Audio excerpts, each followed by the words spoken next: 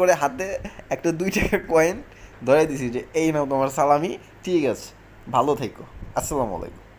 এরপর কয়েনটা নিয়ে টচ করলো কেন বুঝলাম না। মানে প্রহর শেষে আলোয় রাঙা সেদিন চৈত্র মাস, তোমার চোখে দেখতেছি আমি আমার সর্বনাশ। আচ্ছা, ক্ষুধা লাগছে, খাবার কি আছে নিয়ে আসো তো।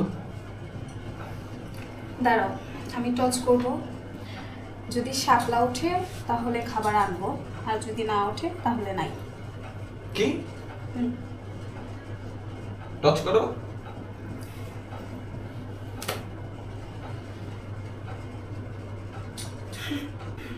নাই। কি নাই? খাবার। মানে? হ্যাঁ। এই হচ্ছে কয়েন দেবার পরে দুপুরে আমার খাবার অবস্থা। এদিকে আসো তো। এই কাপড় চোপড়গুলো একটু ধুয়ে দাও, কালকে অফিসে কাজ আছে, যাও। দাঁড়াও।